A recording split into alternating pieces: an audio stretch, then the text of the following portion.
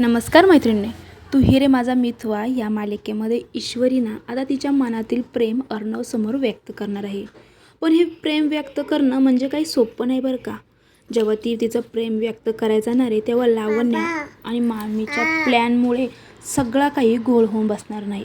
होणार एवढंच नाही तर ईश्वरी आणि अर्णवमध्ये खूप मोठं वादळसुद्धा पेटणार आहे. तर होतं असं की ईश्वरीने अर्णवला प्रपोज करण्यासाठी त्यांची बेडरूम पूर्णपणे डेकोरेशन केलेली असते आणि ती अर्णवची वाट बघत असते. ती म्हणत असते की एकदा की अर्णव सर घरी आले ना, माझ्या मनातील प्रत्येक गोष्ट मी त्यांना सांगणार आहे. अर्णव सरांवरती मी किती प्रेम करते हे मी त्यांना आज सांगणार आहे. आणि तिने फॅनवरती काही गुलाबाच्या पाकळ्या टाकलेल्या असतात आणि ती म्हणते अर्णव सर आल्यावरती मी फॅन चालू करेन जेणेकरून त्यांच्या अंगावरती सर्व पाकळ्या पडतील आणि त्यानंतर मी सांगेन. तर तिच्याकडून चुकून आधीच तो फॅन ऑन होतो आणि मामीने आणि लावण्याने तिच्या आईचे आणि अर्णवच्या वडिलांचे जे पहिले काही फोटो होते ना, ते फोटो त्या फॅनवरती ठेवलेले असतात. तर त्यांना असं वाटत असतं की अर्णवला ही गोष्ट कळावी.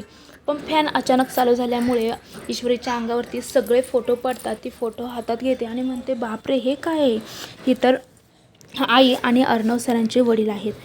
ह्या कारणामुळे तर अर्णव सरांच्या आईने आत्महत्या केली नसेल ना. माझ्या आईच्या आणि अर्णव सरांचा नेमकी संबंध काय होता?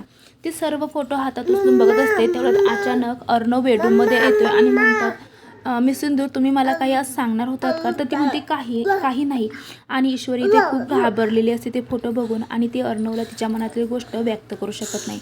आता पुढील भागामध्ये नक्की काय होणार आहे जाणून घेण्यासाठी आत्ताच आपल्या मनोरंजन मराठी या चॅनलला सबस्क्राईब करा आणि व्हिडिओला लाईक करा. थँक्यू.